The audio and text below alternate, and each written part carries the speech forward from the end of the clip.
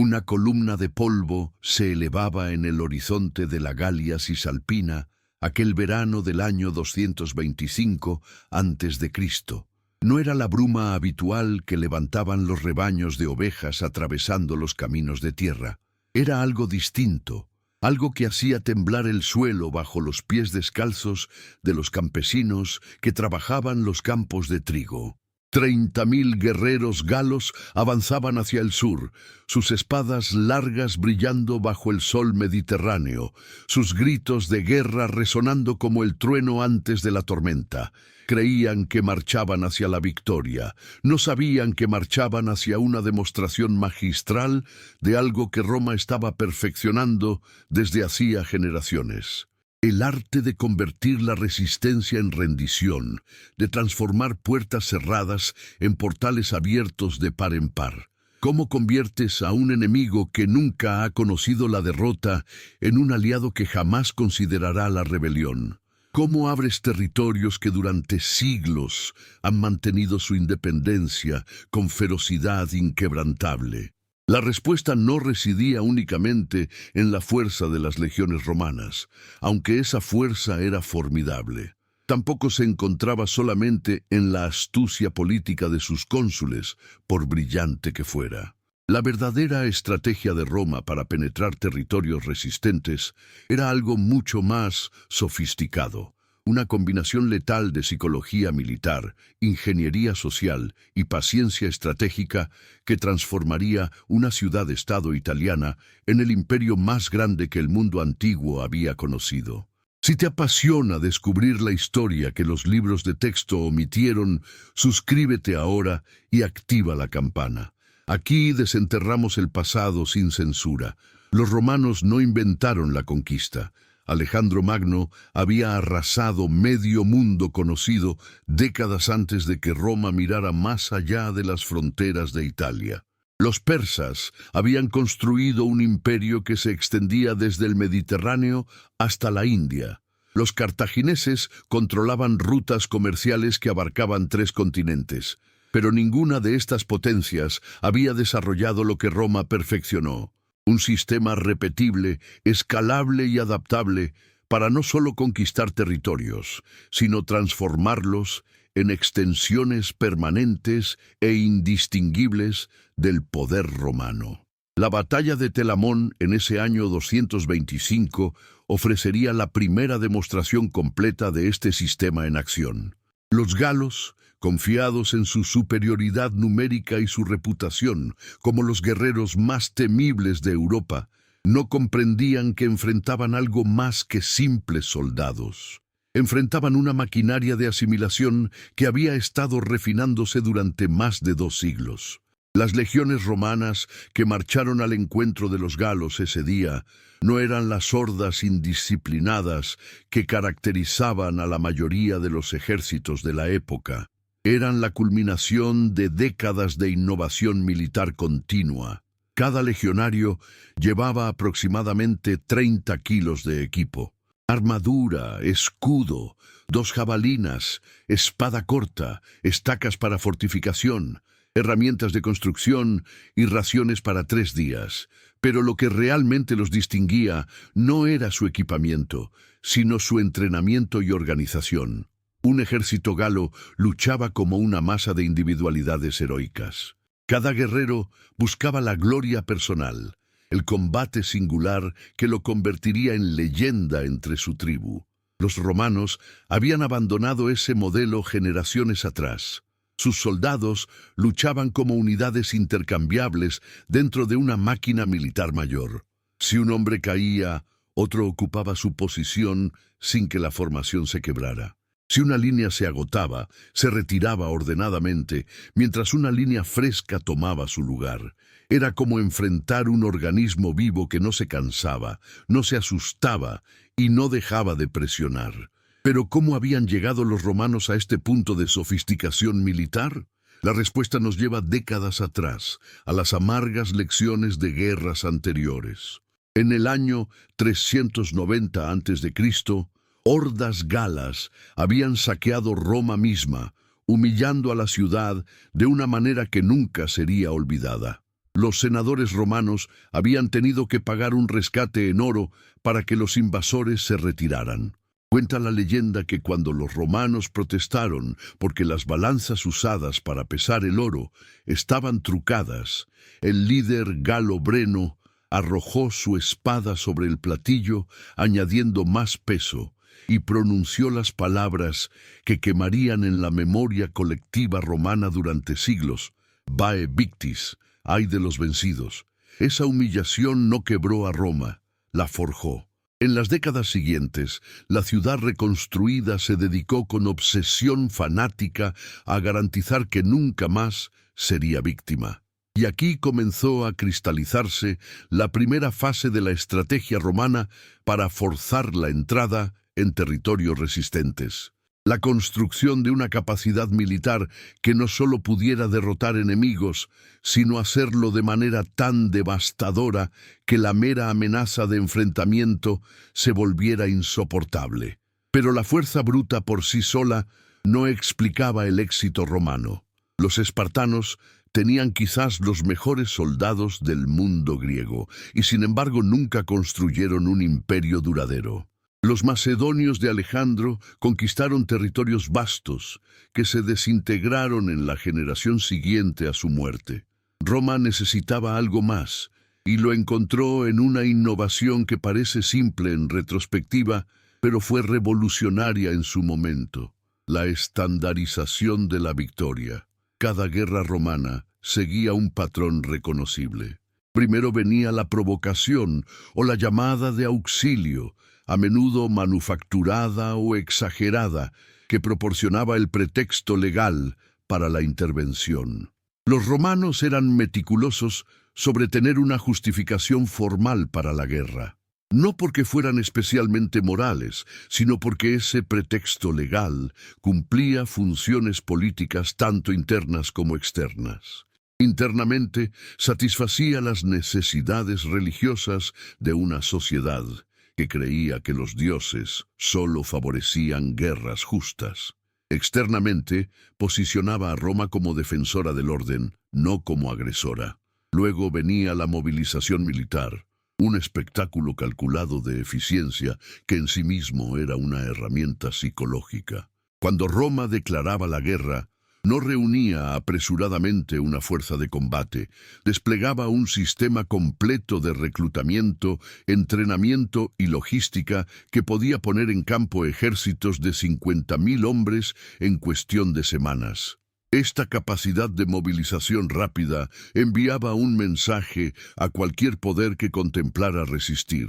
Roma podía mantener el esfuerzo de guerra indefinidamente. La campaña militar propiamente dicha demostraba otra dimensión de la estrategia romana: la guerra no como una serie de batallas, sino como un proceso de demolición sistemática de la capacidad de resistencia enemiga. Los romanos no buscaban necesariamente la batalla decisiva que obsesionaba a otros comandantes antiguos. En cambio, devastaban el campo, cortaban líneas de suministro, sitiaban ciudades fortificadas y perseguían ejércitos enemigos hasta el agotamiento. En Telamón, los galos descubrieron esto de la manera más brutal. El cónsul Lucio Emilio Paulo había maniobrado su ejército para atrapar a los invasores entre dos fuerzas romanas. Cuando los galos se dieron cuenta de que estaban rodeados, formaron una línea de batalla circular, una formación defensiva desesperada. Los romanos no cargaron inmediatamente. Primero lanzaron oleadas de jabalinas que caían como lluvia mortal sobre las líneas galas. Los escudos galos, largos y ovalados, eran efectivos contra cortes de espada, pero vulnerables al peso penetrante de las jabalinas romanas. Cada oleada desgarraba huecos en la formación enemiga. Cuando finalmente las legiones avanzaron, lo hicieron con la precisión mecánica que caracterizaba al ejército romano. La primera línea, los Astati, jóvenes soldados en la flor de su vida, chocó contra los galos con sus escudos rectangulares.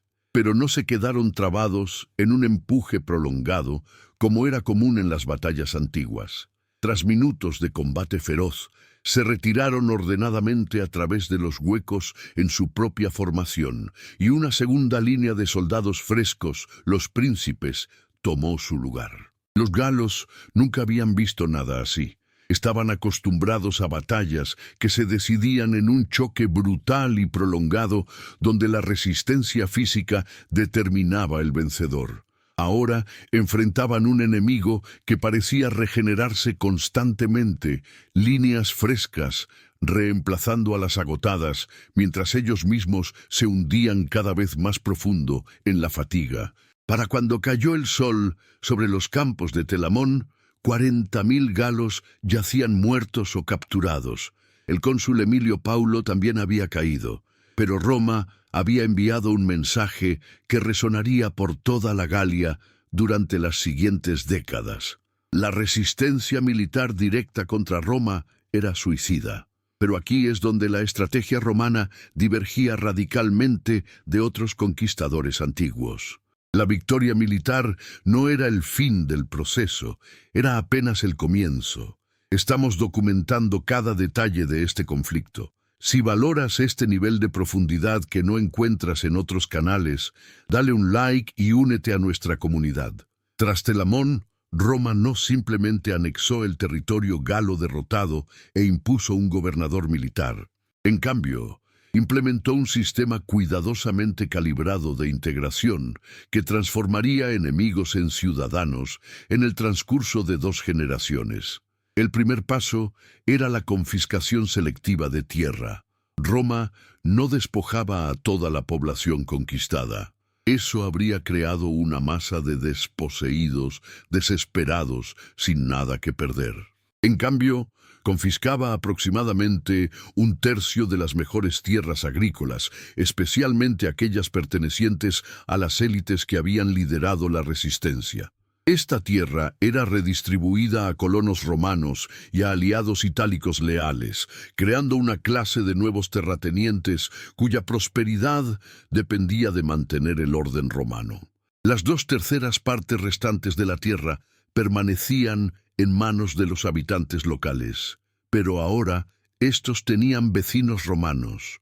Era una forma de colonización que no dependía de expulsar a la población nativa, sino de diluirla gradualmente con elementos romanos hasta que la cultura local se transformara desde dentro.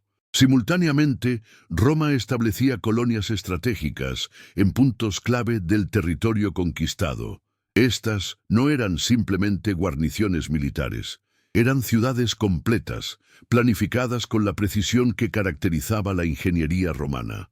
Cada colonia incluía veteranos licenciados del ejército a quienes se les otorgaban tierras como recompensa por su servicio. Estos veteranos, hombres en la fuerza de su vida con experiencia militar y lealtad a Roma, formaban una clase de ciudadanos soldados que podían movilizarse rápidamente en caso de rebelión. Las colonias también servían como centros de romanización cultural. Incluían foros donde se conducían asuntos legales según la ley romana, baños públicos que introducían costumbres romanas de higiene y socialización, y templos dedicados a dioses romanos. Pero crucialmente, no prohibían el culto a deidades locales. En cambio, los romanos eran genios en sincretismo religioso, identificando equivalencias entre dioses locales y romanos, permitiendo que las poblaciones conquistadas mantuvieran sus prácticas religiosas mientras gradualmente las fusionaban con las romanas. El sistema de carreteras que Roma construía era otra herramienta de penetración territorial que operaba en múltiples niveles. En el nivel más obvio, las carreteras permitían el movimiento rápido de legiones para suprimir rebeliones.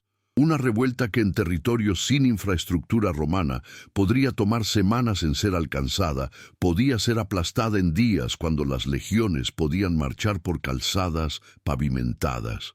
Pero las carreteras también facilitaban el comercio, y el comercio creaba interdependencia económica.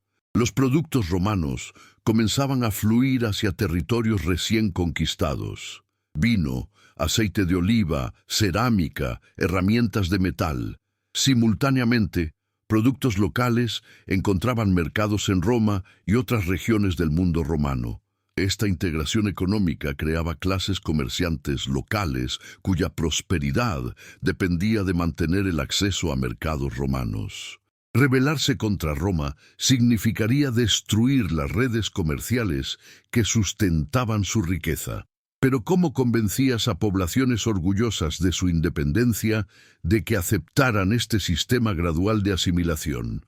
Aquí Roma empleaba su arma más sofisticada, el concepto de ciudadanía escalonada.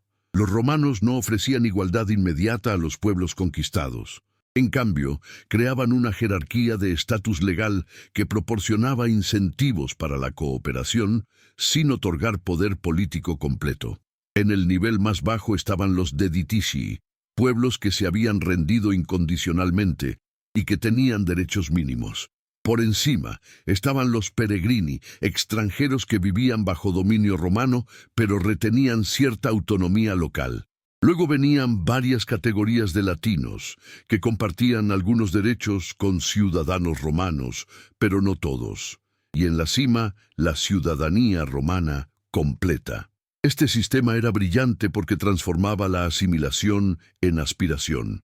Cada categoría podía ascender a la siguiente a través de servicio leal a Roma, típicamente militar, pero también mediante contribuciones económicas o políticas significativas. Un peregrinus podía convertirse en latino al servir en las fuerzas auxiliares romanas. Un latino podía obtener ciudadanía completa tras décadas de servicio leal. Las élites locales que cooperaban con Roma podían recibir ciudadanía para sí mismas y sus familias, creando una clase dirigente local cuyo estatus dependía de mantener el orden romano. La guerra social del 91 al 88 a.C. revelaría tanto la efectividad como las limitaciones de este sistema. Los aliados itálicos de Roma, que habían luchado junto a las legiones en innumerables campañas, demandaron ciudadanía romana completa. Cuando el Senado se negó, estalló una guerra civil devastadora que por momentos pareció que desgarraría a Italia. La respuesta romana fue típica de su pragmatismo estratégico. Tras 2 años de combate sangriento que costó cientos de miles de vidas, Roma concedió la ciudadanía a todos los itálicos que la solicitaran y que no estuvieran activamente en rebelión. Esta concesión no fue admisión de derrota, fue cálculo estratégico. Roma reconoció que el costo de mantener la distinción entre romanos y aliados itálicos excedía cualquier beneficio, y que expandir la ciudadanía transformaría potenciales enemigos en participantes activos del proyecto romano. Esta flexibilidad estratégica distinguía a Roma de otros imperios antiguos. Los persas gobernaban como élite conquistadora sobre masas subordinadas. Los macedonios de Alejandro reemplazaban administradores locales con griegos macedonios. Roma, en contraste, estaba dispuesta a compartir ciudadanía, poder político limitado y oportunidades de ascenso social con poblaciones conquistadas siempre que éstas aceptaran la supremacía romana última. En el año 49 a.C., Julio César llevó esta estrategia de integración a una nueva dimensión en la Galia. Cuando César cruzó el Rubicón e inició la guerra civil contra Pompeyo, no lo hizo solo con legiones romanas, lo hizo con legiones que incluían miles de galos que apenas una década antes habían sido enemigos acérrimos de Roma.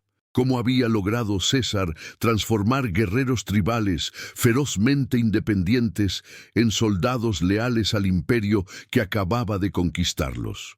La respuesta revela la evolución final de la estrategia romana de penetración territorial. La militarización como herramienta de asimilación. César no simplemente derrotó a las tribus galas militarmente. Las incorporó selectivamente a su ejército como fuerzas auxiliares, unidades que luchaban junto a las legiones, pero mantenían sus propias estructuras de mando y métodos de combate. Estos auxiliares recibían paga regular, algo revolucionario en sociedades tribales donde los guerreros a menudo luchaban por botín. Más importante aún, recibían la promesa de ciudadanía romana al completar su servicio. Para un joven galo de familia humilde, servir en las fuerzas auxiliares romanas ofrecía oportunidades inimaginables en el viejo orden tribal. Paga regular, entrenamiento en técnicas militares superiores, la posibilidad de ver el mundo mediterráneo más allá de su aldea natal, y al final, la ciudadanía en el imperio más poderoso del mundo conocido. Era una oferta difícil de rechazar. Las élites galas recibían un trato diferente, pero igualmente efectivo. César cultivaba relaciones personales con jefes tribales, nombrándolos amigos del pueblo romano, un título que confería prestigio y privilegios comerciales. Les otorgaba tierras confiscadas a tribus hostiles, aumentando su poder dentro de la estructura tribal mientras los ataba al sistema romano. Les ofrecía posiciones en la administración provincial, permitiéndoles mantener autoridad sobre sus pueblos, pero ahora ejerciéndola en nombre de Roma. Este enfoque dual, asimilar a las masas a través del servicio militar y cooptar a las élites a través de colaboración política, transformaría la Galia de una colección de tribus guerreras en una de las provincias más leales del imperio en el transcurso de 2 generaciones. Pero no toda resistencia cedía ante incentivos y asimilación gradual. Algunos territorios requerían demostraciones de fuerza tan devastadoras que la memoria de la destrucción disuadía rebelión durante siglos. El sitio de Alesia en el año 52 a.C. fue una de estas demostraciones. El líder galo Vercingetorix, reconociendo que no podía derrotar a las legiones de César en batalla abierta, adoptó una estrategia de guerrilla, atacando líneas de suministro romanas y evitando enfrentamientos decisivos. César respondió con el tipo de ingeniería militar que distinguía a Roma de cualquier otra potencia antigua. Cuando Vercingetorix se refugió en la ciudad fortificada de Alesia con 80.000 guerreros, César no simplemente sitió la ciudad, construyó 20 kilómetros de fortificaciones alrededor de Alesia, un anillo completo de murallas, torres, fosos y trampas diseñadas para impedir que los defensores salieran. Pero no se detuvo ahí. Cuando recibió inteligencia de que un ejército de socorro galo de 250.000 guerreros marchaba para levantar el sitio, César construyó un segundo anillo de fortificaciones, mirando hacia afuera, encerrando a su propio ejército entre 2 líneas defensivas. Era una maniobra de audacia asombrosa. César ahora enfrentaba potencialmente a más de 300.000 enemigos con aproximadamente 60.000 soldados. Pero confiaba en que sus fortificaciones y la disciplina de sus legiones compensarían la desventaja numérica. El asalto final a Alesia fue una pesadilla de violencia prolongada. Los galos atacaron simultáneamente desde dentro y fuera, intentando aplastar a las legiones romanas entre 2 fuerzas masivas. Durante horas, el resultado pendió en la balanza. En múltiples puntos, las líneas romanas parecían a punto de quebrarse bajo la presión de oleadas humanas que no cesaban. César mismo cabalgó de sector en sector, su característica capa escarlata visible para ambos bandos, estabilizando líneas tambaleantes con su mera presencia. En el momento crítico, lanzó su caballería germana, aliados tribales que servían a Roma, en una carga que rodeó a los atacantes galos y los envió en retirada caótica. Para el atardecer, el ejército de socorro galo estaba destruido. Dentro de Alesia, Vercingetorix enfrentaba la elección entre morir de hambre o rendirse. Eligió la rendición, entregándose personalmente a César en un gesto dramático de sumisión que se convertiría en leyenda. 6 años después, Vercingetorix sería exhibido en el triunfo de César en Roma antes de ser estrangulado en prisión, el destino estándar para enemigos capturados de Roma. Alesia no fue simplemente una victoria militar, fue una demostración calculada de capacidad romana. El mensaje no era solo «podemos derrotarte», sino «podemos construir fortificaciones impenetrables en semanas», podemos resistir contra fuerzas numéricamente superiores indefinidamente y podemos hacerlo en territorio enemigo a cientos de kilómetros de Italia. Ninguna tribu gala que escuchara lo sucedido en Alesia podría contemplar rebelión sin imaginar legiones romanas rodeando sus propias ciudades con esos terribles anillos de fortificación. Pero ¿qué hacías con territorios tan remotos o tan hostiles que la asimilación pacífica parecía imposible? ¿Cómo forzabas entrada en regiones como Germania, donde los bosques densos y las distancias vastas hacían impracticable el tipo de control territorial que Roma ejercía en la Galia o Hispania? La respuesta romana era característicamente pragmática. No lo intentabas, o más precisamente, no intentabas conquista y asimilación completa. En cambio, implementabas lo que podríamos llamar control periférico, una estrategia de penetración parcial diseñada para neutralizar amenazas sin asumir el costo completo de ocupación. En Germania, tras el desastre de Teutoburgo en el año 9 después de Cristo, donde 3 legiones completas fueron aniquiladas en los bosques por tribus germanas, Roma abandonó los planes de conquistar toda Germania. Pero no se retiró completamente. En cambio, fortificó la frontera del Rin, convirtiendo el río en una barrera militar sólida desde Suiza hasta el Mar del Norte. A lo largo de esta frontera, Roma construyó una cadena de fuertes que albergaban permanentemente a decenas de miles de soldados. Estos fuertes no eran simplemente instalaciones militares. Cada uno generaba un asentamiento civil, un vicus, donde comerciantes, artesanos y familias de soldados creaban comunidades prósperas.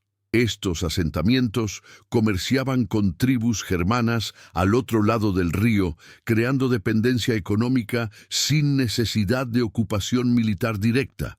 Roma también empleaba subsidios y diplomacia para crear facciones prorromanas dentro de las tribus germanas.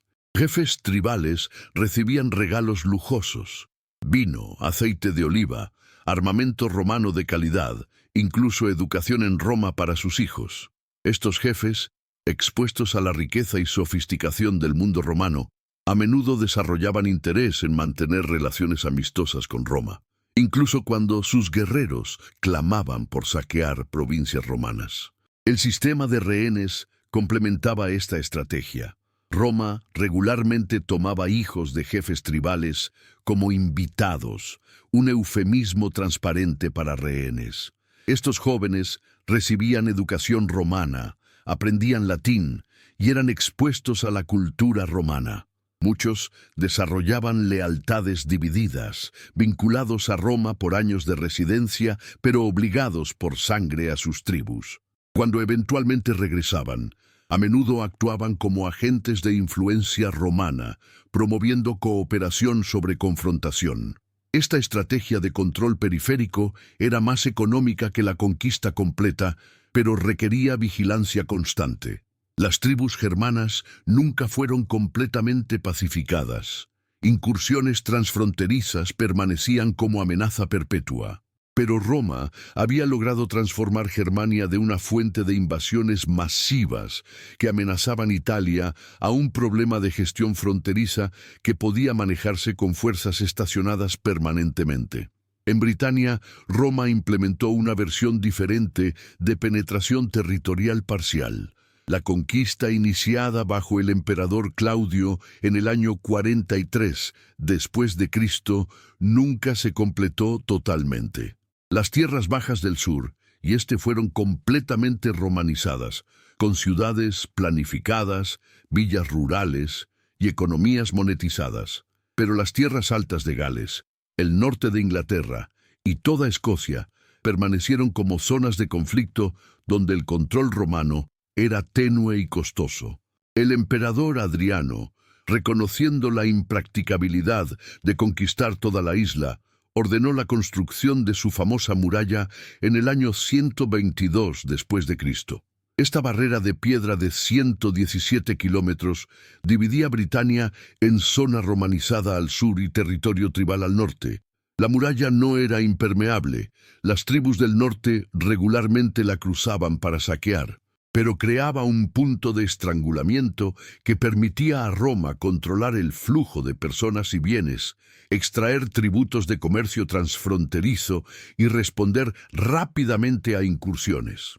La estrategia de Adriano reconocía una verdad fundamental sobre el imperialismo romano. La expansión tenía límites económicos. Cada territorio anexado generaba costos administrativos y militares. Si los ingresos del territorio no excedían estos costos, la anexión se volvía carga financiera más que activo. Britania del Norte, con su población dispersa, clima hostil y falta de recursos minerales accesibles, simplemente no justificaba el costo de ocupación completa. Esta racionalidad económica brutal informaba las decisiones romanas sobre dónde expandirse y dónde establecer fronteras. Mesopotamia, con sus ciudades ricas y rutas comerciales lucrativas, valía campañas militares costosas. Los desiertos de Arabia más allá de Petra no valían. Dacia, la actual Rumania, con sus minas de oro y plata, justificaba las dos guerras brutales que el emperador Trajano libró para conquistarla. Las estepas al norte del Mar Negro, hogar de tribus nómadas sin riqueza concentrada, no justificaban el esfuerzo. Esta selectividad estratégica es crucial para entender cómo Roma forzaba entrada en territorios resistentes. Los romanos no intentaban conquistar todo. Conquistaban lo que valía conquistar y neutralizaban el resto mediante combinación de fortificaciones fronterizas, diplomacia subsidiada y castigo expedicionario ocasional suficientemente brutal para mantener el miedo sin incurrir en costos de ocupación. En el Medio Oriente, Roma enfrentó su desafío más complejo de penetración territorial. El Imperio Parto, una potencia militar formidable con sofisticación administrativa comparable a la romana. Los partos controlaban las rutas comerciales entre el Mediterráneo y el Asia Oriental, generando riqueza inmensa. Controlaban Mesopotamia, el granero del mundo antiguo. Tenían caballería catafracta cubierta en armadura de escamas, que podía destrozar formaciones de infantería, y arqueros montados capaces de disparar con precisión mortal mientras cabalgaban a galope completo. Durante siglos, Roma y Partia lucharon guerras intermitentes sobre el control de Armenia y el norte de Mesopotamia, pero ninguna potencia pudo derrotar decisivamente a la otra. Las legiones romanas podían conquistar ciudades partas, pero no podían mantenerlas contra contraataques. Los ejércitos partos podían derrotar legiones romanas en batalla abierta, pero no podían sostener invasiones de territorio romano. El resultado fue un equilibrio de poder frustrante para ambos lados, pero especialmente para Roma, acostumbrada a transformar enemigos en provincias. La solución romana fue característica. Si no podías conquistar un rival, lo convertías en aliado a través de manipulación dinástica. Roma comenzó a interferir sistemáticamente en la política de sucesión parta, apoyando a pretendientes al trono que prometían políticas prorromanas. Cuando estos candidatos tomaban el trono, a menudo con ayuda militar romana, se sentían obligados hacia Roma. Cuando eran derrocados por facciones antirromanas, Roma tenía pretexto para intervenir militarmente en su nombre. Esta estrategia creaba inestabilidad perpetua en Partia, sin costo de ocupación para Roma. Los partos gastaban recursos combatiendo guerras civiles en lugar de amenazar provincias romanas. Pretendientes al trono parto pasaban años en Roma, adoptando costumbres romanas y desarrollando relaciones con la élite romana. Cuando regresaban para reclamar sus tronos, llevaban consigo orientación cultural romana que influenciaba sus decisiones políticas. Era imperialismo a través de caos gestionado, una estrategia que requería paciencia y sofisticación política, pero evitaba los enormes costos de conquista militar directa de un imperio comparable a Roma en poder. En Hispania, Roma había enfrentado quizás su guerra de conquista más prolongada y dolorosa. Las guerras celtíberas y lusitanas habían durado casi 2 siglos, desde el 218 hasta el 19 a.C. Tribus hispanas habían desarrollado guerrilla de montaña que neutralizaba las ventajas tácticas romanas. La ciudad de Numancia había resistido sitio durante años, sus defensores eligiendo finalmente suicidio colectivo sobre rendición. ¿Por qué había tomado tanto tiempo a Roma someter Hispania cuando la Galia cayó en menos de una década? La geografía proporcionaba parte de la respuesta. Las montañas de Hispania ofrecían refugios inaccesibles donde guerrilleros podían esconderse indefinidamente. Pero la razón más profunda era que Roma inicialmente había intentado conquistar Hispania sin el sistema integrado de asimilación que había perfeccionado en Italia y la Galia. Los primeros comandantes romanos en Hispania se comportaban como saqueadores, extrayendo riqueza sin proporcionar beneficios de integración al imperio. Las tribus hispanas no veían razón para colaborar con un ocupante que solo traía impuestos y reclutamiento forzado sin las carreteras, comercio y oportunidades de ascenso social que Roma ofrecía en otras regiones. La transformación vino cuando Roma comenzó a aplicar su modelo completo de penetración territorial. Se construyeron carreteras conectando regiones montañosas aisladas con ciudades costeras. Se fundaron colonias con veteranos licenciados que traían tecnología agrícola romana. Se otorgó ciudadanía latina a comunidades que colaboraban. Se permitió que élites locales mantuvieran autoridad dentro del sistema provincial romano. La generación que creció bajo este nuevo régimen vio a Roma diferentemente que sus abuelos. Para ellos, Roma no era simplemente ocupante extranjero. Era fuente de oportunidades económicas, puerta a un mundo mediterráneo más amplio, proveedor de orden y justicia predecible. Hispania se transformaría en una de las regiones más romanizadas del imperio, produciendo emperadores, escritores y generales que se consideraban romanos sin reservas. Esta transformación revelaba la verdad final sobre cómo Roma forzaba entrada en territorios resistentes. El verdadero objetivo nunca era simplemente conquista militar.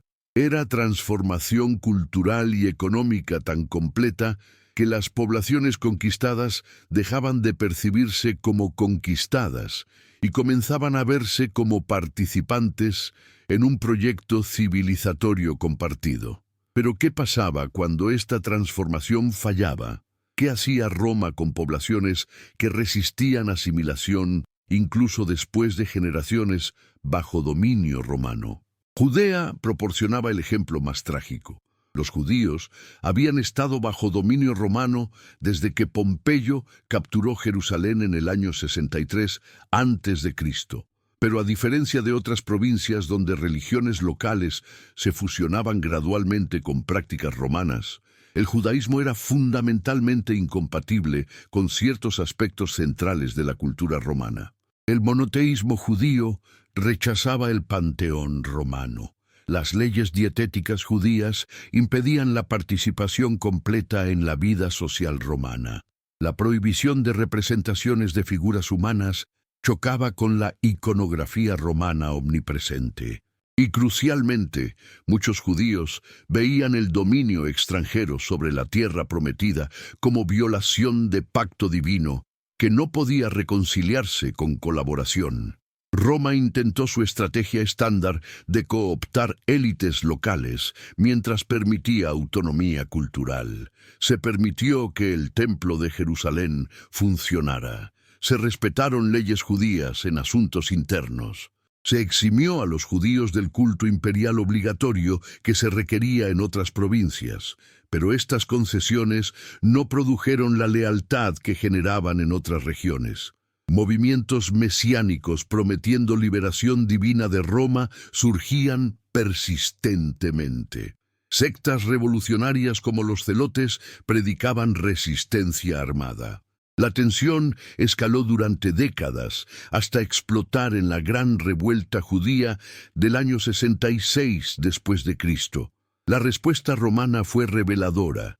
Inicialmente, Roma intentó suprimir la rebelión con fuerzas locales, esperando evitar escalada completa. Cuando esto falló, desplegó legiones completas bajo Vespasiano y su hijo Tito. El sitio de Jerusalén en el año 70 fue una demostración de capacidad militar romana comparable a Alesia.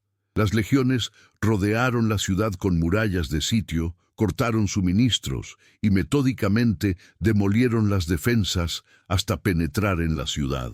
Lo que siguió fue destrucción calculada para eliminar no solo la resistencia militar, sino la capacidad de resistencia futura. El templo fue demolido hasta sus cimientos, cumpliendo involuntariamente profecías apocalípticas judías. La ciudad fue saqueada. Decenas de miles fueron esclavizados. Jerusalén fue refundada como colonia romana con población mayoritariamente pagana. Pero incluso esto no terminó la resistencia judía. La revuelta de Bar Kokhba en el año 132 después de Cristo forzó a Roma a desplegar 12 legiones, más de la mitad del ejército romano, para suprimir un levantamiento en una sola provincia pequeña. El emperador Adriano respondió con políticas diseñadas para eliminar la identidad judía misma. Prohibió circuncisión, estudio de la Torá y observancia del Sábat. Jerusalén fue reconstruida como ciudad pagana Aelia Capitolina. Judea fue renombrada Siria Palestina para borrar conexiones históricas judías con la tierra. Era genocidio cultural, una admisión de que la estrategia romana estándar de asimilación gradual había fallado completamente. Judea revelaba los límites del sistema romano. Cuando una población valoraba identidad cultural o religiosa más que las oportunidades materiales que Roma ofrecía, la penetración territorial requería niveles de violencia y represión que contradecían la narrativa romana de traer civilización y orden. En Egipto, Roma enfrentaba un desafío diferente. ¿Cómo integrar una civilización milenaria con estructuras administrativas y religiosas tan antiguas y complejas que desafiaban asimilación al modelo romano? La solución fue característicamente pragmática: no intentar asimilar. Egipto se convirtió en propiedad personal del emperador, no una provincia senatorial estándar. Ningún senador podía visitar sin permiso imperial.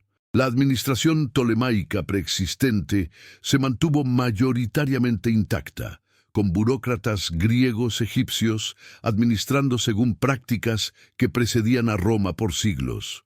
Los faraones fueron reemplazados por emperadores romanos, pero la iconografía y ritual egipcios se preservaron.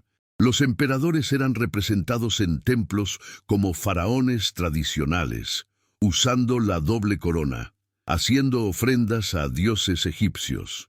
Era imperialismo por apropiación simbólica. Roma no transformaba a Egipto. Roma permitía que Egipto continuara funcionando como siempre había funcionado, solo insertando control romano en la cúspide del sistema existente. Mientras el grano egipcio fluyera hacia Roma, mientras los impuestos se pagaran, Roma estaba dispuesta a tolerar continuidad cultural que habría intentado transformar en otras provincias. Esta flexibilidad estratégica, la disposición de adaptar métodos de control a circunstancias locales en lugar de imponer un modelo único, era quizás la herramienta más sofisticada en el arsenal romano de penetración territorial. Roma nunca fue imperio monolítico donde todas las provincias se gobernaban idénticamente. Era mosaico de distintos arreglos de poder, cada uno calibrado para extraer máximo beneficio con mínima resistencia de poblaciones locales específicas. Pero esta flexibilidad tenía límites. En la frontera oriental, el cristianismo emergente presentaría eventualmente un desafío existencial que Roma no podría resolver mediante su estrategia estándar de cooptación y asimilación. Las primeras décadas del cristianismo, Roma lo trató como problema menor, de orden público. Los cristianos se negaban a participar en culto imperial, creando tensiones en ciudades donde estos rituales eran centrales a la vida cívica. Ocasionalmente, emperadores como Nerón los usaban como chivos expiatorios para desastres, como el gran incendio de Roma. Pero no había persecución sistemática porque el cristianismo parecía secta pequeña dentro del judaísmo sin potencial de amenazar el orden romano. Esta percepción cambió cuando quedó claro que el cristianismo estaba reclutando no solo entre judíos, sino a través de todas las poblaciones del imperio. Peor aún desde la perspectiva romana, estaba reclutando verticalmente a través de clases sociales, atrayendo tanto a esclavos como a senadores, tanto a soldados como a comerciantes.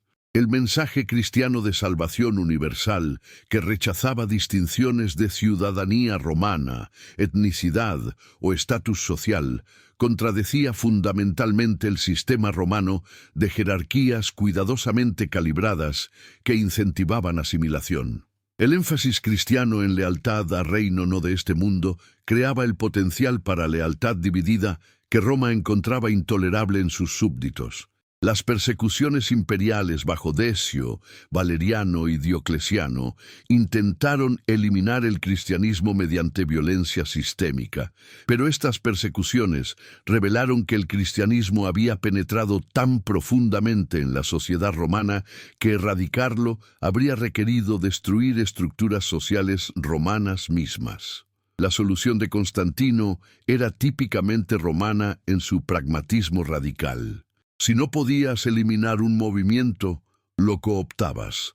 Al legalizar el cristianismo y eventualmente convertirse él mismo, Constantino transformó una amenaza potencial en herramienta de consolidación imperial.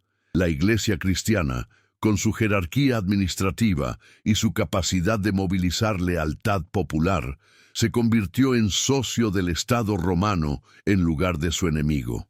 Era la penetración territorial en reversa, Roma siendo transformada por fuerza que no podía asimilar mediante sus métodos tradicionales. El cristianismo cambiaría Roma más fundamentalmente que Roma cambió cualquier territorio que conquistó, pero eso era el futuro distante. En el verano del año 225 a.C., mientras la sangre de 40.000 galos empapaba los campos de Telamón, el sistema romano de penetración territorial estaba en su ascenso. Las legiones marchaban de victoria en victoria. Las carreteras se extendían a través de tierras recién conquistadas. Las colonias surgían en fronteras salvajes. Y en el Senado de Roma, magistrados planeaban qué territorio resistente conquistar a continuación. Pero incluso en ese momento de triunfo contenían las semillas de la caída eventual. La misma flexibilidad que permitía a Roma asimilar pueblos diversos eventualmente diluiría la identidad romana hasta la irrelevancia. La misma tolerancia de diversidad cultural que facilitaba control imperial eventualmente fragmentaría el imperio en regiones que no compartían nada excepto la memoria de dominio romano. La historia no termina aquí. Asegúrate de estar suscrito para que YouTube te notifique inmediatamente cuando subamos la conclusión de esta saga. Parte 2. El precio de la eternidad. El olor del humo se mezclaba con la niebla matinal que se levantaba del Danubio. Era la primavera del año 271 después de Cristo, y el emperador Aureliano observaba desde las murallas de Sirmio cómo las últimas legiones romanas cruzaban el río, abandonando Dacia. La provincia que Trajano había conquistado 160 años antes con dos guerras brutales, la tierra de minas de oro y plata que había llenado los cofres romanos durante generaciones, estaba siendo evacuada. No porque Roma hubiera sido derrotada en batalla, sino porque mantenerla se había vuelto imposible. Si acabas de llegar, suscríbete para no perderte el archivo completo de documentales que estamos construyendo. Las tribus góticas presionaban desde el norte. Los sármatas atacaban desde el este. La peste había despoblado ciudades. El sistema de carreteras que conectaba Dacia con el resto del imperio estaba deteriorándose, haciéndolo cada vez más difícil reforzar guarniciones o evacuar civiles. Y crucialmente, Roma ahora enfrentaba crisis en múltiples fronteras simultáneamente. Los persas sasánidas, sucesores de los partos, presionaban en el este. Tribus germanas cruzaban el Rin. Usurpadores se declaraban emperadores en provincia tras provincia. Aureliano había tomado la decisión más dolorosa que un emperador romano podía tomar: admitir que el imperio había excedido su capacidad de defenderse. La estrategia que había funcionado durante siglos, de expansión continua, seguida de asimilación, había alcanzado sus límites físicos. ¿Cómo había llegado Roma a este punto? ¿Qué había fallado en el sistema de penetración territorial que había transformado una ciudad-estado en un imperio que abarcaba 3 continentes? La respuesta residía en contradicciones fundamentales que habían estado presentes desde el inicio, pero que solo se volvieron críticas cuando la expansión se detuvo. El sistema romano de asimilación dependía de movimiento constante hacia adelante. Cada nueva conquista proporcionaba botín que financiaba el ejército, tierra que recompensaba a veteranos y oportunidades de ascenso social que incentivaban lealtad de poblaciones recientemente conquistadas. Mientras el imperio continuara expandiéndose, estos incentivos podían mantenerse, pero cuando la expansión se detuvo, el sistema comenzó a colapsar desde dentro. Sin nuevas conquistas, no había nuevas tierras para distribuir. Sin botín, los costos militares debían financiarse mediante impuestos sobre provincias existentes. Sin oportunidades de ascenso a través de servicio militar en guerras de conquista, las poblaciones de frontera perdían incentivo para identificarse con Roma. La crisis del siglo III, el período caótico entre 235 y 284 después de Cristo, cuando más de 50 hombres reclamaron el título de emperador, revelaba cuán dependiente había sido la estabilidad romana de expansión continua. Cuando las fronteras se estabilizaron y el ejército ya no marchaba de victoria en victoria, sino que luchaba batallas defensivas desesperadas, los soldados transferían su lealtad de Roma como institución a generales específicos que prometían paga y botín. El resultado era guerra civil endémica. Legiones proclamaban emperador a su comandante. Este marchaba sobre Roma para reclamar el trono. Otro general en otra provincia hacía lo mismo. Los ejércitos, que deberían haber estado defendiendo fronteras, se mataban entre sí en Italia. Las fronteras colapsaban. Tribus germanas saqueaban la Galia. Los persas capturaban al emperador Valeriano en batalla. Una humillación sin precedentes. Diocleciano, que tomó el poder en 284 después de Cristo, entendió que el viejo sistema era insostenible. Su respuesta fue reformulación radical del imperialismo romano. Si Roma ya no podía expandirse externamente, se expandiría internamente mediante reorganización administrativa. Dividió el imperio en 4 regiones, cada una gobernada por un Augusto o César en un sistema llamado tetrarquía. Multiplicó el número de provincias, haciéndolas más pequeñas y más fáciles de administrar.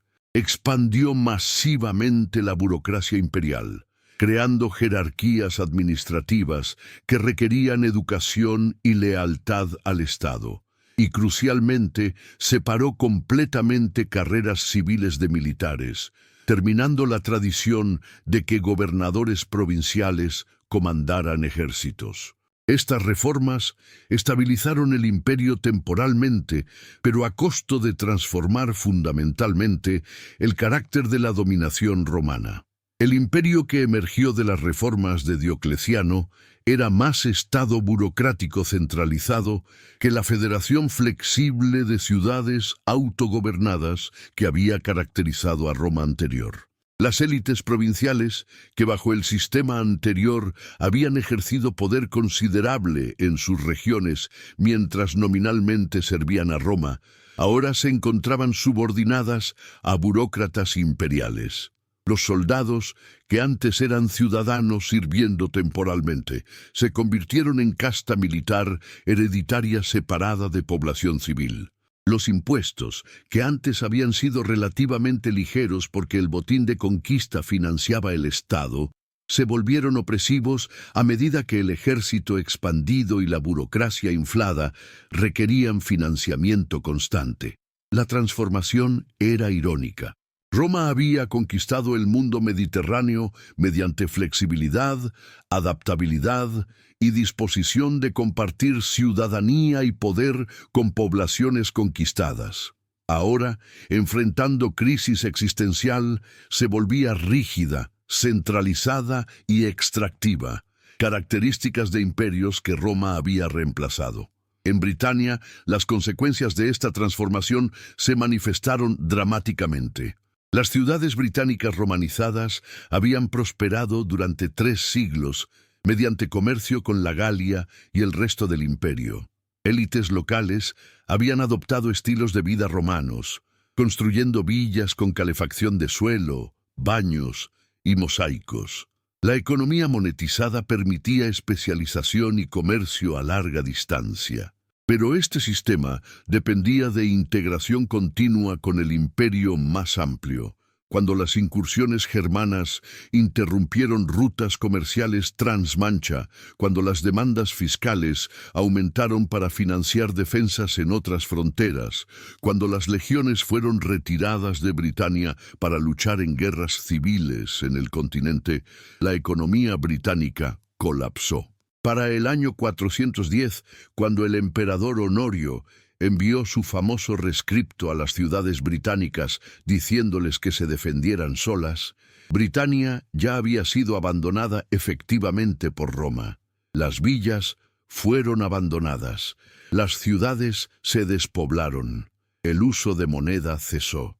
Dentro de 2 generaciones, una provincia que había sido completamente romana durante 3 siglos y medio, había regresado a economía de subsistencia premonetaria. Era reversión completa del proceso de penetración territorial. Todo lo que Roma había construido, las carreteras, las ciudades, las instituciones, se desvaneció cuando el sistema imperial que las sostenía se retiró. En la Galia y Hispania, el colapso tomó forma diferente. Estas regiones eran más centrales al imperio y no fueron simplemente abandonadas. En cambio, experimentaron lo que historiadores llaman transformación, un eufemismo para desintegración gradual de estructuras romanas y su reemplazo por sistemas de poder localizados. Terratenientes ricos, enfrentando colapso de autoridad imperial, el olor del humo se mezclaba con la niebla matinal que se levantaba del Danubio. Era la primavera del año 271 después de Cristo, y el emperador Aureliano observaba desde las murallas de Sirmio cómo las últimas legiones romanas cruzaban el río, abandonando Dacia. La provincia que Trajano había conquistado 160 años antes, con 2 guerras brutales, la tierra de minas de oro y plata que había llenado los cofres romanos durante generaciones, estaba siendo evacuada. No porque Roma hubiera sido derrotada en batalla, sino porque mantenerla se había vuelto imposible. Si acabas de llegar, suscríbete para no perderte el archivo completo de documentales que estamos construyendo. Las tribus góticas presionaban desde el norte, los sármatas atacaban desde el este. La peste había despoblado ciudades. El sistema de carreteras que conectaba Dacia con el resto del imperio estaba deteriorándose, haciendo cada vez más difícil reforzar guarniciones o evacuar civiles. Y crucialmente, Roma ahora enfrentaba crisis en múltiples fronteras simultáneamente. Los persas sasánidas, sucesores de los partos, presionaban en el este. Tribus germanas cruzaban el Rin. Usurpadores se declaraban emperadores en provincia tras provincia.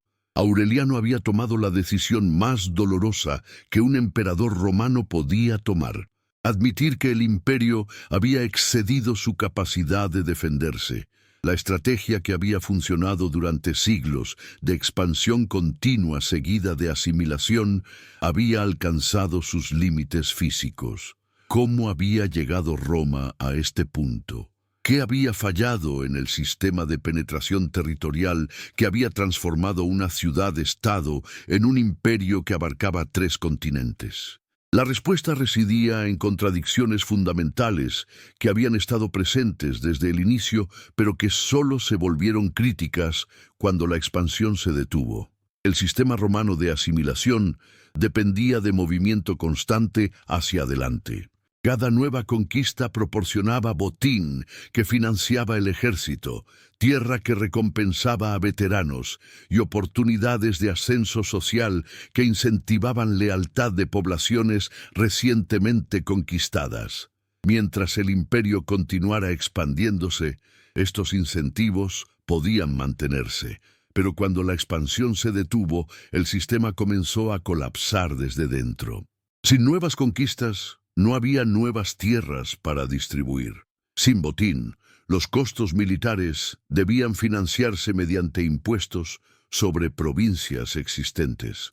Sin oportunidades de ascenso a través de servicio militar en guerras de conquista, las poblaciones de frontera perdían incentivo para identificarse con Roma. La crisis del siglo III, el período caótico entre 235 y 284 después de Cristo, cuando más de 50 hombres reclamaron el título de emperador, revelaba cuán dependiente había sido la estabilidad romana de expansión continua. Cuando las fronteras se estabilizaron y el ejército ya no marchaba de victoria en victoria, sino que luchaba batallas defensivas desesperadas, los soldados transferían su lealtad de Roma como institución a generales específicos que prometían paga y botín. El resultado era guerra civil endémica. Legiones proclamaban emperador a su comandante. Este marchaba sobre Roma para reclamar el trono. Otro general en otra provincia hacía lo mismo. Los ejércitos, que deberían haber estado defendiendo fronteras, se mataban entre sí en Italia. Las fronteras colapsaban. Tribus germanas saqueaban la Galia. Los persas capturaban al emperador Valeriano en batalla. Una humillación sin precedentes. Diocleciano, que tomó el poder en 284 después de Cristo, entendió que el viejo sistema era insostenible. Su respuesta fue reformulación radical del imperialismo romano. Si Roma ya no podía expandirse externamente, se expandiría internamente mediante reorganización administrativa. Dividió el imperio en 4 regiones, cada una gobernada por un Augusto o César en un sistema llamado tetrarquía. Multiplicó el número de provincias, haciéndolas más pequeñas y más fáciles de administrar. Expandió masivamente la burocracia imperial, creando jerarquías administrativas que requerían educación y lealtad al Estado. Y crucialmente, separó completamente carreras civiles de militares, terminando la tradición de que gobernadores provinciales comandaran ejércitos. Estas reformas estabilizaron el imperio temporalmente, pero a costo de transformar fundamentalmente el carácter de la dominación romana. El imperio que emergió de las reformas de Diocleciano era más estado burocrático centralizado que la federación flexible de ciudades autogobernadas que había caracterizado a Roma anterior. Las élites provinciales, que bajo el sistema anterior habían ejercido poder considerable en sus regiones mientras nominalmente servían a Roma, ahora se encontraban subordinadas a burócratas imperiales. Los soldados, que antes eran ciudadanos sirviendo temporalmente, se convirtieron en casta militar hereditaria separada de población civil. Los impuestos, que antes habían sido relativamente ligeros porque el botín de conquista financiaba el Estado, se volvieron opresivos a medida que el ejército expandido y la burocracia inflada requerían financiamiento constante. La transformación era irónica. Roma había conquistado el mundo mediterráneo mediante flexibilidad, adaptabilidad y disposición de compartir ciudadanía y poder con poblaciones conquistadas. Ahora, enfrentando crisis existencial, se volvía rígida, centralizada y extractiva, características de imperios que Roma había reemplazado. En Britania, las consecuencias de esta transformación se manifestaron dramáticamente. Las ciudades británicas romanizadas habían prosperado durante 3 siglos mediante comercio con la Galia y el resto del imperio. Élites locales habían adoptado estilos de vida romanos, construyendo villas con calefacción de suelo, baños y mosaicos. La economía monetizada permitía especialización y comercio a larga distancia. Pero este sistema dependía de integración continua con el imperio más amplio. Cuando las incursiones germanas interrumpieron rutas comerciales transmancha, cuando las demandas fiscales aumentaron para financiar defensas en otras fronteras, cuando las legiones fueron retiradas de Britania para luchar en guerras civiles en el continente, la economía británica colapsó. Para el año 410, cuando el emperador Honorio envió su famoso rescripto a las ciudades británicas diciéndoles que se defendieran solas, Britania ya había sido abandonada efectivamente por Roma. Las villas fueron abandonadas, las ciudades se despoblaron, el uso de moneda cesó. Dentro de 2 generaciones, una provincia que había sido completamente romana durante 3 siglos y medio, había regresado a economía de subsistencia premonetaria. Era reversión completa del proceso de penetración territorial.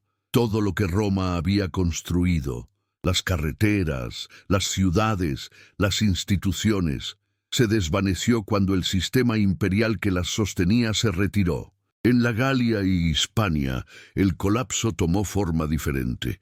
Estas regiones eran más centrales al imperio y no fueron simplemente abandonadas. En cambio, experimentaron lo que historiadores llaman transformación, un eufemismo para desintegración gradual de estructuras romanas y su reemplazo por sistemas de poder localizados.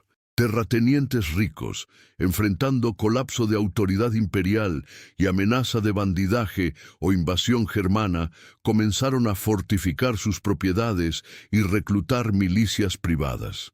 Estos magnates locales, muchos descendientes de élites galo-romanas que habían prosperado bajo dominio romano, se convirtieron en señores de guerra regionales que proporcionaban protección a cambio de lealtad y servicio.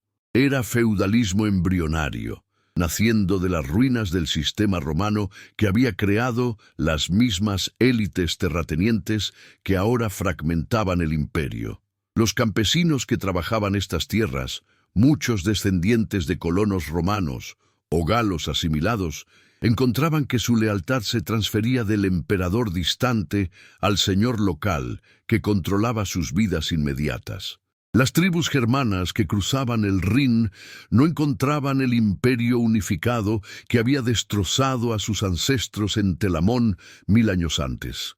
Encontraban mosaico de poderes locales, algunos nominalmente leales a Roma, otros independientes de facto, todos negociando alianzas y conflictos según cálculo inmediato. Los visigodos, que saquearon Roma en 410 bajo Alarico, no venían como invasores externos ajenos a Roma. Alarico había servido como general romano. Sus guerreros incluían a muchos nacidos dentro del imperio. Hablaban latín, además de gótico. Muchos se habían convertido al cristianismo arriano. No buscaban destruir Roma, sino ser reconocidos como participantes legítimos en el sistema romano, recibir tierras, títulos y paga. El saqueo de Roma fue menos invasión que huelga militar violenta. Cuando el Senado romano se negó a las demandas de Alarico, él demostró que tenía poder para tomar lo que no le daban. Pero incluso durante el saqueo, sus tropas respetaron iglesias cristianas. No masacraron sistemáticamente a la población. Tomaron botín y se retiraron, estableciéndose eventualmente en el sur de la Galia con reconocimiento imperial. Era la culminación lógica de la estrategia romana de asimilación. Roma había pasado siglos incorporando guerreros germanos en su ejército, prometiéndoles ciudadanía y tierras. Ahora estos guerreros demandaban cumplimiento de esas promesas, y cuando Roma no podía o no quería cumplir, tomaban por fuerza lo que habían esperado recibir como recompensa. ¿Pero era esto realmente el fin de Roma o simplemente evolución del sistema romano hacia nueva forma? Los reinos germanos, que surgieron en las provincias occidentales durante el siglo V, no rechazaban romanidad. La abrazaban. Teodorico el Grande, rey ostrogodo de Italia, desde 493 hasta 526, gobernaba desde Rávena usando títulos romanos, manteniendo el Senado romano, preservando leyes romanas para la población romana, mientras permitía a sus guerreros ostrogodos vivir según sus propias costumbres. Era síntesis de poder germano y legitimidad romana, exactamente el tipo de arreglo híbrido que Roma había empleado durante siglos para incorporar pueblos conquistados. En la Galia, los reyes francos comenzaron como oficiales militares romanos, comandantes de tropas federadas que gradualmente transformaron autoridad militar temporal en poder político permanente. Clodoveo, que unificó las tribus francas bajo su dominio a finales del siglo V, se convirtió al cristianismo católico ortodoxo en lugar del arrianismo que la mayoría de los germanos practicaban. Esta conversión le ganó apoyo de la Iglesia católica y de élites galo-romanas, permitiéndole construir reino que fusionaba elementos francos y romanos. El código legal que Clodoveo promulgó mezclaba ley germana tradicional con principios legales romanos. Su corte empleaba escribas entrenados en retórica latina. Sus monedas llevaban su imagen, pero usaban inscripciones latinas y simbolismo romano. Era rey germano, gobernando población mayoritariamente romana mediante combinación de autoridad militar germana y legitimidad administrativa romana. Esta fusión cultural planteaba pregunta fundamental. ¿Había realmente caído Roma o había simplemente mutado en nuevas formas políticas que retenían elementos esenciales de romanidad? En el Imperio Oriental, con capital en Constantinopla, esta pregunta tenía respuesta más clara. El Imperio Romano continuó existiendo sin interrupción, gobernado por emperadores que se consideraban sucesores directos de Augusto, manteniendo leyes romanas, administración romana y identidad romana. Justiniano, emperador desde 527 hasta 565, emprendió reconquista ambiciosa de las provincias occidentales perdidas. Sus generales, Belisario y Narcés, recuperaron el norte de África de los vándalos, Italia de los ostrogodos y partes del sur de Hispania de los visigodos. Parecía que el Imperio Romano sería reconstituido en su gloria anterior, pero las conquistas de Justiniano revelaron transformación fundamental que había ocurrido. Las provincias occidentales que recuperó estaban devastadas por décadas de guerra. Las ciudades habían encogido, las economías locales habían colapsado y, crucialmente, las poblaciones ya no se identificaban fuertemente con Roma de la manera que habían hecho en los siglos de prosperidad.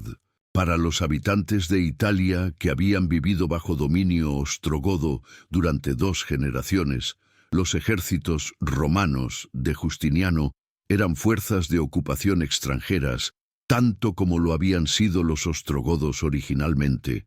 Hablaban griego, no latín. Sus comandantes eran armenios, tracios y saúricos. Su emperador gobernaba desde Constantinopla, no Roma. La guerra de reconquista destruyó infraestructura, despobló el campo y arruinó la economía italiana sin reconstruir vínculos emocionales o culturales con el imperio. La invasión lombarda de Italia en 568, solo 3 años después de la muerte de Justiniano, demostraría que las conquistas occidentales eran insostenibles. Los lombardos, otra tribu germana, ocuparon el norte y centro de Italia, reduciendo el control imperial a bolsas costeras aisladas. Constantinopla nunca tendría recursos para recuperar estas regiones. El sueño de reconstitución imperial había fracasado no por debilidad militar, sino porque las bases sociales y económicas que habían sostenido el imperio unificado ya no existían. Las élites locales habían desarrollado intereses separados de los imperiales.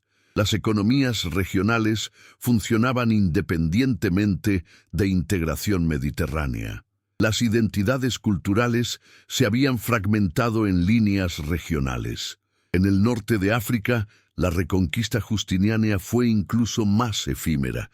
El imperio mantuvo control nominal durante un siglo antes de que la conquista islámica barriera las provincias africanas en las décadas de 640 y 650.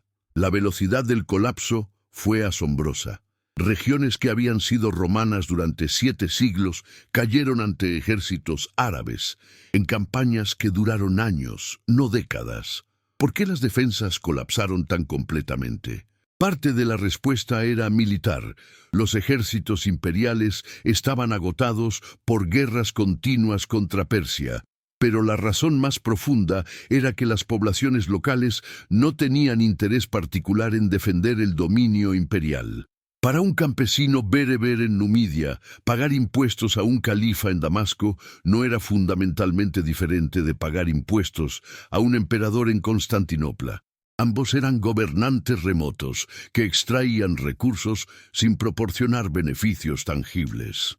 La conquista islámica frecuentemente reducía cargas fiscales y ofrecía conversión al Islam como vía de ascenso social, no muy diferente de cómo la ciudadanía romana había funcionado siglos antes. Las élites locales que colaboraron con los conquistadores árabes estaban empleando exactamente la estrategia que élites en provincias romanas habían usado durante siglos: cooperar con el poder dominante para mantener posición local. La lealtad nunca había sido a Roma como idea abstracta. Había sido lealtad pragmática al sistema que ofrecía mejores oportunidades. Este pragmatismo revelaba verdad final sobre la estrategia romana de penetración territorial. Nunca había creado lealtad emocional profunda al imperio. Había creado interés material en mantener el sistema mientras éste continuara proporcionando beneficios. Cuando el sistema ya no podía entregar seguridad, prosperidad y oportunidad de ascenso, las poblaciones provinciales transferían su lealtad a cualquier poder que pudiera proporcionar estos bienes. En Hispania, el reino visigodo evolucionó durante 2 siglos en síntesis única de elementos germanos, romanos y cristianos. Para el siglo VII, los visigodos habían abandonado el arrianismo y adoptado el catolicismo, fusionándose culturalmente con la población hispano-romana. Sus leyes mezclaban códigos germanos con derecho romano. Sus ciudades mantenían estructuras urbanas romanas. Su iglesia preservaba aprendizaje latino, pero esta síntesis era frágil. La conquista islámica de Hispania entre 711 y 718 fue aún más rápida que la del norte de África. Un reino que había existido durante 2 siglos y medio colapsó en 7 años de campaña. Las explicaciones tradicionales enfatizan superioridad militar islámica, pero la velocidad sugiere que muchos en Hispania simplemente no lucharon particularmente duro para defender el orden existente. Judíos que habían sido perseguidos bajo dominio visigodo daban la bienvenida a conquistadores islámicos. Terratenientes que calculaban que podrían mantener sus propiedades bajo dominio islámico colaboraban. Ciudades abrían sus puertas después de resistencia simbólica mínima.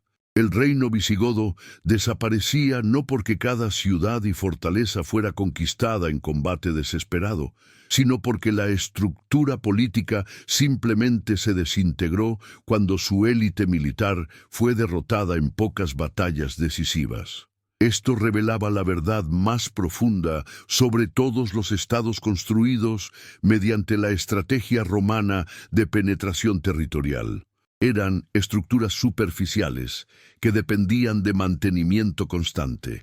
Cuando el poder central colapsaba, cuando las élites locales decidían que cooperación ya no servía a sus intereses, cuando poblaciones concluían que un nuevo régimen ofrecía mejores oportunidades, estos estados podían desaparecer con asombrosa rapidez.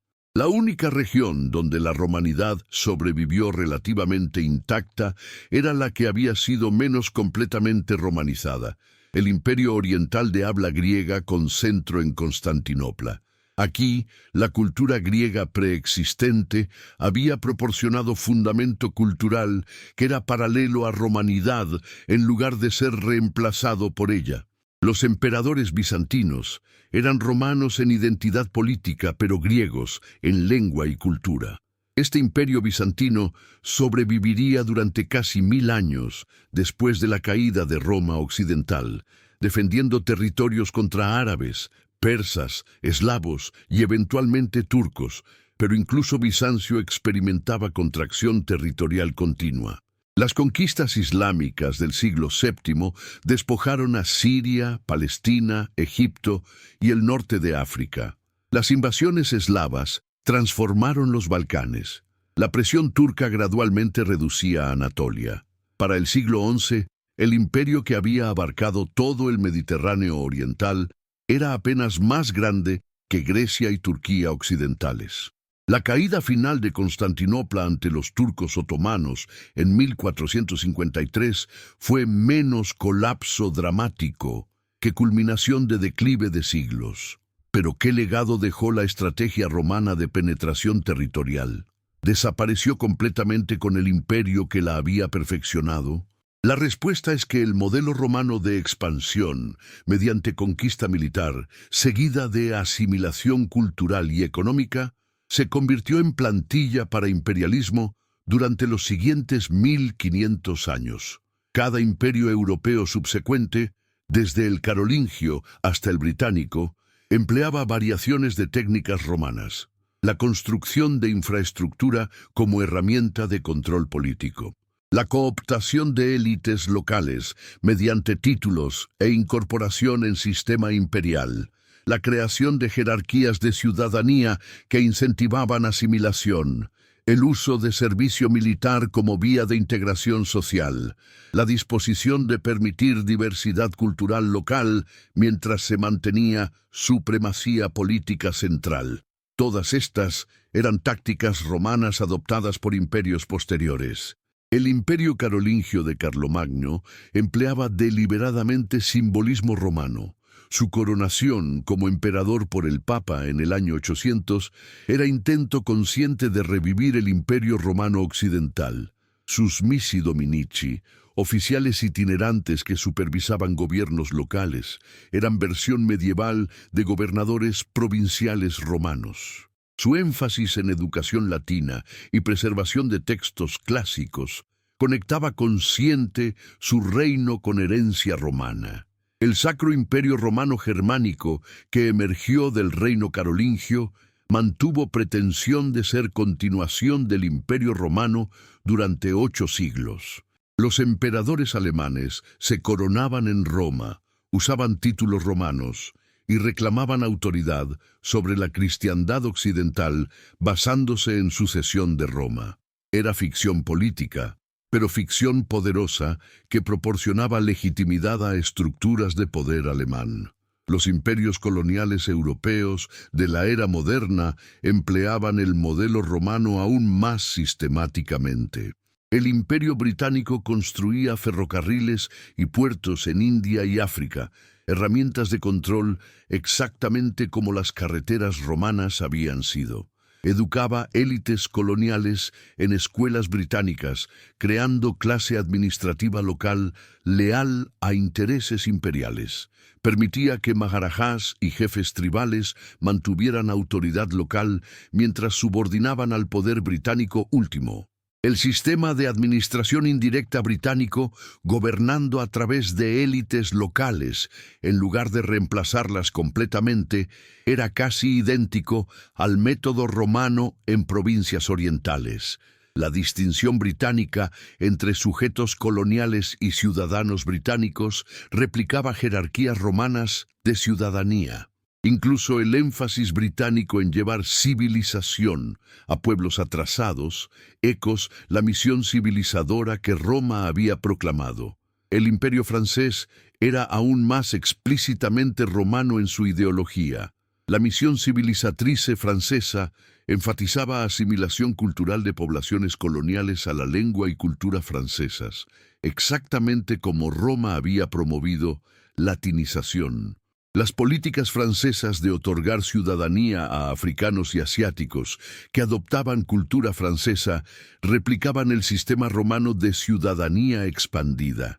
Incluso la Unión Soviética, aunque rechazaba explícitamente herencia imperial europea, empleaba tácticas romanas, la construcción de infraestructura masiva en Asia Central, la reubicación de poblaciones rusas a regiones fronterizas, la creación de élites locales educadas en Moscú y leales al sistema soviético, la promoción de identidad soviética supranacional que teóricamente trascendía etnias nacionales. Todas eran versiones del modelo romano de integración imperial. Estados Unidos, aunque nacido de revuelta anticolonial, adoptaba métodos romanos en su expansión hacia el oeste. La construcción de ferrocarriles que conectaban territorios conquistados, el establecimiento de fuertes militares que se convertían en ciudades, la política de otorgar ciudadanía a poblaciones territoriales después de período de gobierno territorial, la disposición de permitir que estados mantuvieran leyes locales distintas mientras se subordinaban a autoridad federal. El sistema estadounidense de federalismo era variación del modelo romano de autonomía local dentro de supremacía imperial. Estamos documentando cada detalle de este legado. Si valoras este nivel de profundidad que no encuentras en otros canales, dale un like y únete a nuestra comunidad. La estrategia romana también influenció pensamiento político y teoría imperial. Maquiavelo estudiaba historia romana para extraer lecciones sobre adquisición y mantenimiento de poder. Su análisis de cómo Roma había expandido mediante combinación de fuerza y astucia informaba su consejo a príncipes renacentistas. Los discursos sobre la primera década de Tito Livio eran esencialmente manual de imperialismo romano para gobernantes modernos. Montesquieu examinaba causas de grandeza y decadencia romana para entender dinámica de imperios. Su conclusión de que Roma había caído cuando abandonó las virtudes que habían posibilitado su ascenso influenció pensamiento político durante siglos. Edward Gibbon dedicaba 6 volúmenes a documentar la decadencia y caída del Imperio Romano, obra que se convirtió en texto fundacional para entender ciclos imperiales. Estos pensadores reconocían que Roma había perfeccionado arte de construcción imperial, de manera que seguía relevante milenios después. Las técnicas específicas podían adaptarse a nuevas circunstancias, pero principios fundamentales, como convertir conquista militar en dominio político duradero, cómo asimilar poblaciones diversas en entidad política coherente, cómo equilibrar centralización y autonomía local, permanecían constantes. Pero el modelo romano era realmente exitoso si el imperio eventualmente colapsó.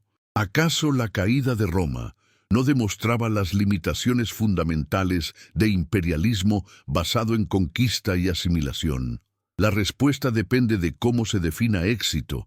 Si éxito significa duración eterna, entonces Roma claramente falló.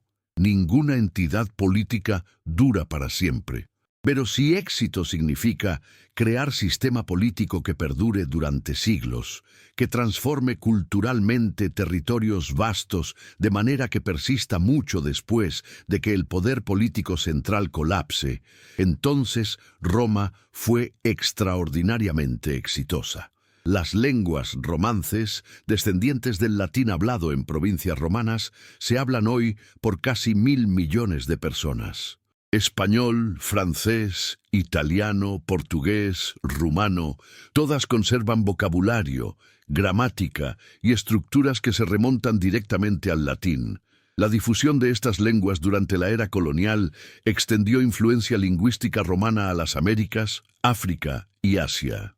El derecho romano, codificado bajo Justiniano en el Corpus Juris Civilis, formó base de sistemas legales en la mayor parte de Europa continental y, a través de colonización, en gran parte de América Latina, África y Asia.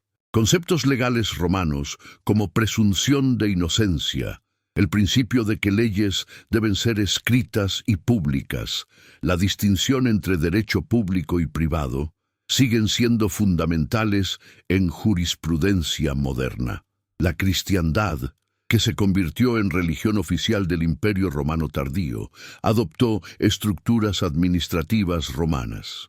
La organización de la Iglesia en diócesis y provincias replicaba división administrativa romana. El uso del latín como lengua litúrgica preservaba idioma romano mucho después de que dejara de ser hablado comúnmente. La autoridad papal reclamaba sucesión de autoridad imperial romana. El urbanismo romano, con su énfasis en planificación grid, espacios públicos, infraestructura de agua y separación de zonas residenciales y comerciales, influenció diseño de ciudades durante 2 milenios. Cuando los europeos fundaban nuevas ciudades en las Américas, Australia o África, frecuentemente empleaban principios de planificación derivados de modelos romanos. La educación occidental, desde la Edad Media hasta la era moderna, se centraba en estudiar textos latinos y griegos preservados de la antigüedad romana. El trivium y quadrivium, base de educación medieval, derivaban de currículos educativos romanos. El énfasis en retórica, lógica y gramática reflejaba prioridades educativas romanas. Esta influencia cultural persistente sugiere que la caída de Roma fue menos colapso total que transformación. Las estructuras políticas imperiales desaparecieron, pero las fundaciones culturales, lingüísticas, legales y religiosas que Roma había establecido continuaron moldeando sociedades durante siglos. En este sentido, la estrategia romana de penetración territorial fue exitosa de manera que sus practicantes nunca anticiparon. Los romanos buscaban construir imperio político duradero. En cambio, crearon matriz cultural que persistió mucho más tiempo que cualquier estructura política. Pero había alternativas al modelo romano. ¿Podían territorios ser integrados en entidades políticas más grandes sin conquista militar y asimilación cultural forzada? La historia posterior sugiere que la respuesta es mayoritariamente no. Casi todos los estados multiétnicos grandes han empleado versiones del modelo romano, combinando fuerza militar con asimilación cultural incentivada.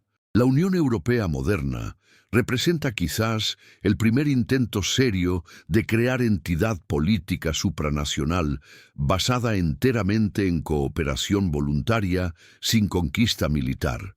El proyecto europeo emplea herramientas romanas, infraestructura compartida, mercado común, movilidad laboral, ciudadanía supranacional sin fuerza militar, pero enfrenta desafíos que recuerdan problemas romanos tardíos. Regiones más prósperas resistiendo subsidios a regiones más pobres, tensiones entre identidades nacionales e identidad europea compartida, dificultad de mantener cohesión sin amenaza externa unificadora. El éxito o fracaso eventual de la Unión Europea proporcionará prueba moderna de si el modelo romano de asimilación incentivada puede funcionar sin el componente de conquista militar inicial. Hasta ahora, los resultados son mixtos. La integración europea ha sido profunda en algunos aspectos, superficial en otros. La estrategia romana de forzar entrada en territorios resistentes dependía fundamentalmente de disposición de usar violencia abrumadora seguida de asimilación generosa. Moderna sensibilidad rechaza la violencia, pero aún no ha encontrado alternativa igualmente efectiva para integrar poblaciones diversas en entidades políticas coherentes. Esta tensión entre aspiraciones cosmopolitas y realidades del poder sigue siendo central en política internacional. Estados Unidos promueve democracia y derechos humanos globalmente mientras mantiene bases militares en docenas de países. China construye infraestructura masiva en África y Asia a través de la iniciativa de la Franja y la Ruta, empleando tácticas que recuerdan el uso romano de carreteras como herramientas de integración imperial. Rusia busca mantener esfera de influencia sobre antiguas repúblicas soviéticas mediante combinación de presión económica y amenaza militar. Estos patrones sugieren que las dinámicas fundamentales que Roma enfrentaba, cómo proyectar poder sobre distancias, cómo integrar poblaciones diversas, cómo equilibrar coerción e incentivos, siguen siendo relevantes en el siglo XXI. Las tecnologías han cambiado dramáticamente. Las legiones romanas han sido reemplazadas por portaaviones y drones.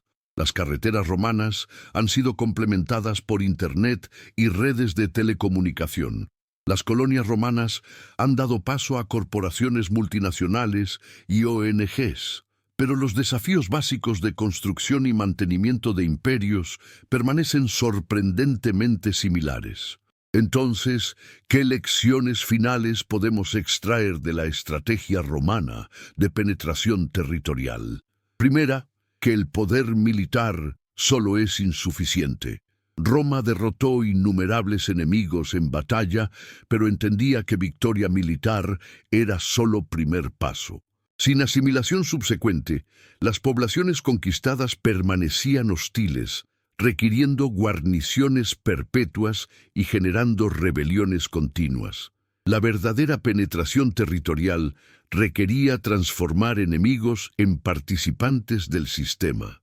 Segunda, que los incentivos funcionan mejor que la coerción pura. El sistema romano de ciudadanía escalonada creaba vías de ascenso que hacían colaboración más atractiva que resistencia. Las poblaciones conquistadas, que veían oportunidades de mejorar su estatus mediante cooperación, frecuentemente elegían integración sobre rebelión. Tercera, que la infraestructura es poder político. Las carreteras romanas no eran simplemente herramientas logísticas militares. Eran instrumentos de transformación económica y cultural que creaban interdependencia entre regiones. El control de infraestructura crítica proporcionaba apalancamiento sobre poblaciones locales más efectivo que guarniciones militares. Cuarta, que la flexibilidad estratégica supera rigidez ideológica. Roma estaba dispuesta a adaptar métodos a circunstancias locales, gobernando Egipto diferente que la Galia, tratando ciudades griegas diferente que tribus germanas. Esta disposición de variar tácticas mientras mantenía objetivos estratégicos consistentes permitía a Roma responder efectivamente a desafíos diversos. Quinta, que la legitimidad importa. Roma invertía esfuerzo considerable en crear justificaciones legales y religiosas para sus conquistas. Esta no era simplemente hipocresía. La legitimidad proporcionaba cohesión interna y hacía más fácil cooperación de élites locales. Los imperios puramente depredadores, que no ofrecen narrativa legitimadora, enfrentan resistencia más feroz. Sexta, que la expansión tiene límites económicos. el momento en que los costos de defender y administrar territorios adicionales exceden los beneficios de controlarlos, la expansión se vuelve contraproducente. Roma aprendió esta lección dolorosamente en Germania y Mesopotamia. Imperios modernos enfrentan cálculos similares sobre dónde proyectar poder vale el costo. Séptima, que la asimilación cultural toma generaciones. La estrategia romana operaba en escalas de tiempo de décadas y siglos. Territorios recién conquistados permanecían volátiles durante generaciones antes de que asimilación se completara. Imperios modernos que esperan transformación rápida frecuentemente enfrentan decepción. Octava, que las élites locales son cruciales. Roma entendía que cooperación de clases dirigentes locales era más valiosa que lealtad de masas. Las élites controlaban recursos, comandaban lealtad popular y podían administrar territorios con supervisión romana mínima. Cooptar élites era más eficiente que intentar gobernar directamente. Novena, que los sistemas basados en expansión continua son inherentemente inestables. Cuando Roma ya no podía conquistar nuevos territorios, el sistema que dependía de botín y tierras de conquista para mantener ejército y recompensar lealtad comenzó a fracturar. Estructuras políticas que requieren crecimiento perpetuo eventualmente enfrentan crisis cuando el crecimiento se detiene. Décima, que la influencia cultural puede sobrevivir colapso político. El legado más duradero de Roma no fue su imperio político, sino su transformación cultural de Europa y el Mediterráneo. Las estructuras políticas son transitorias. Los cambios culturales, lingüísticos y legales pueden persistir milenios. Si quieres que sigamos produciendo documentales de larga duración, la mejor forma de apoyarnos es suscribiéndote. Comenta qué otra historia olvidada deberíamos investigar. En la primavera del año 476 después de Cristo, el general germano Odoacro depuso al último emperador romano occidental, Rómulo Augustulo. No reemplazó al emperador con otro, simplemente envió las insignias imperiales a Constantinopla y se declaró rey de Italia. Era anticlímax para imperio, que había dominado el mundo mediterráneo durante medio milenio, pero en sentido más profundo, Roma nunca cayó. Se transformó, se difundió, se fragmentó en docenas de entidades sucesoras que todas reclamaban herencia romana. Los reyes germanos, que gobernaban en provincias occidentales, usaban títulos romanos y preservaban leyes romanas. Los emperadores bizantinos en Constantinopla continuaban la línea imperial ininterrumpida durante 1000 años más. El Papa en Roma reclamaba autoridad espiritual que derivaba de centralidad de la ciudad en el imperio cristiano. Los carolingios, los otones, los Habsburgos, todos construirían imperios reclamando sucesión de Roma. El zar ruso derivaba su título de César, el Kaiser alemán también. La misma palabra imperio, en docenas de idiomas, deriva del latín imperium. La estrategia romana de penetración territorial había sido tan efectiva que incluso después del colapso del Estado romano, el modelo romano de construcción imperial permanecía como plantilla para todos los imperios subsecuentes. Los métodos específicos evolucionaban con tecnología y circunstancias, pero los principios fundamentales, proyectar fuerza militar seguida de asimilación cultural e integración económica, permanecían constantes. La gran paradoja era que Roma había tenido tanto éxito en difundir su modelo que eventualmente perdía monopolio sobre métodos romanos. Los bárbaros que conquistaban provincias romanas empleaban tácticas romanas. Los emperadores bizantinos que reclamaban ser Roma continuaban la línea, pero eran fundamentalmente griegos en cultura.